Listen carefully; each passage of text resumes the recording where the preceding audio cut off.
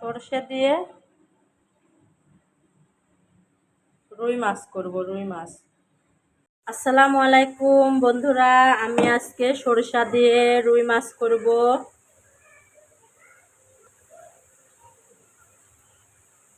অবশ্যই রান্নাটা ভালো হলে লাইক শেয়ার কমেন্ট করে দিবা। এই দেখো সরিষা ব্লেন্ডার করে নিয়েছি, কাঁচামরিচ, জিরা আর সরিষা, আদা, রসুন, পেঁয়াজ দিয়ে একসঙ্গে ব্লেন্ডার করে নিয়েছি। আর এই দেখো রুই মাছ।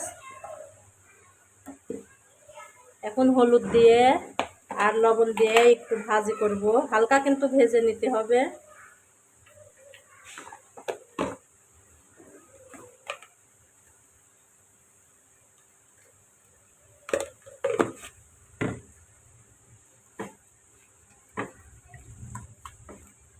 মাছগুলো ভালো করে মাখাবো, মাখানো হয়ে গেলে তেলের পাত দিয়ে হালকা করে ভাজবো।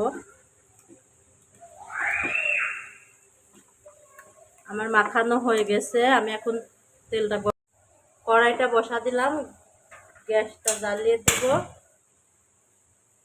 কড়াইটা গরম হোক। কড়াইটা গরম হয়ে গেছে, আমি এখন তেল দিয়ে দিব।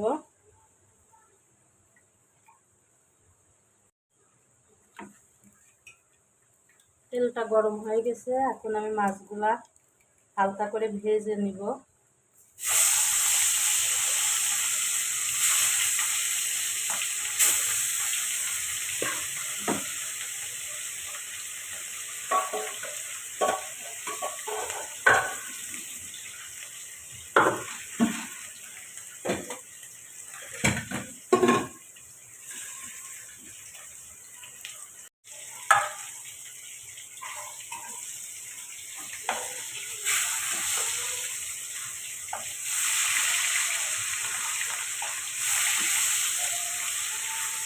মাছগুলো উল্টা দিব, এই পিসটাও যাতে ভালো করে হয়। এক পিসটা হয়েছে।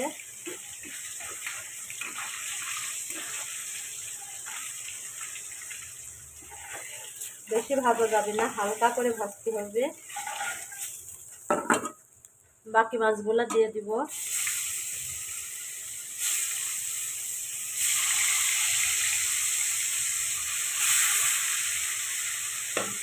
তেল পড়ে গেল, বাকি মাছগুলো উল্টা দেবো।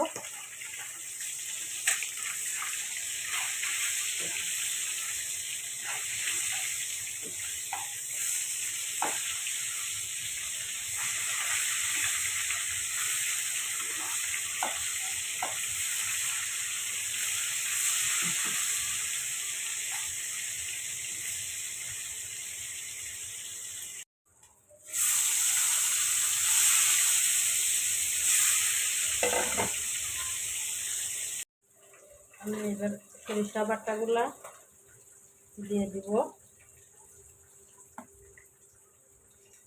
মাখাবো মাছগুলো। এবার মশলাপাতি দিয়ে মাখা,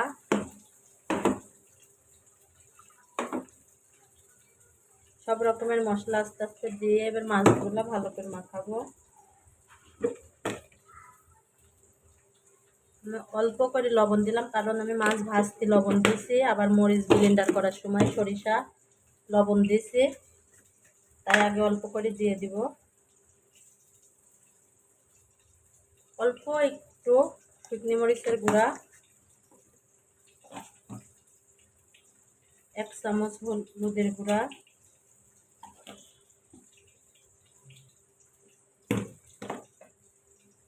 1 চামচ ধনিয়ার গুঁড়া। আমি এগুলো এখন ভালোভাবে মাখাবো। অল্প একটু তেল দিব, তেল দিয়ে সব ভালো করে মাখাবো।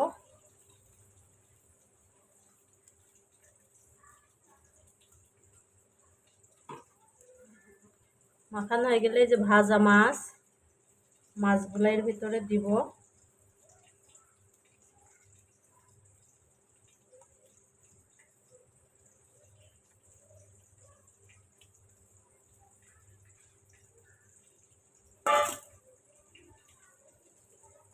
দিয়ে এখন কড়ার ভিতরে দিব। কড়ার ভিতরে এখন বসাবো।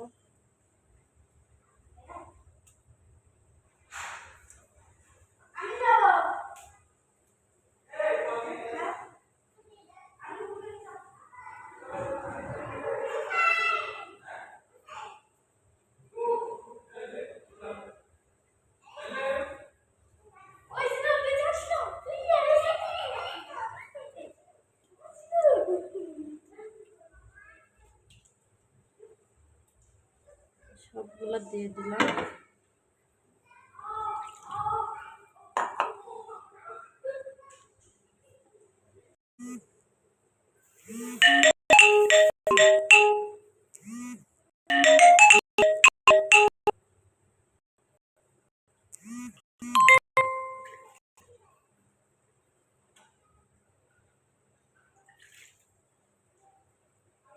অল্প করে একটু পানি দিয়ে দিতে হবে, বেশি পানি দেওয়া যাবে না।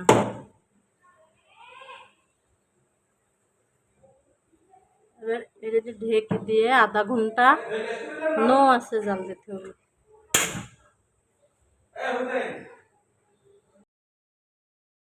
একটু মাঝখানে এই দেখেন একটু এখন উল্টা দেব মাছগুলা, মাঝখানে একটু লাড়বো, লাড়ে উল্টা দিব।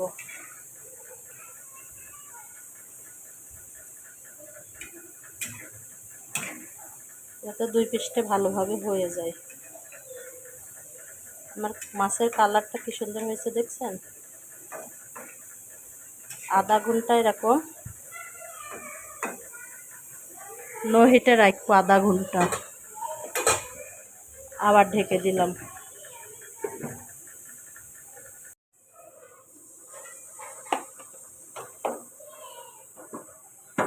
দেখেন আমার তরকারিটা কি সুন্দর হয়েছে দেখছেন।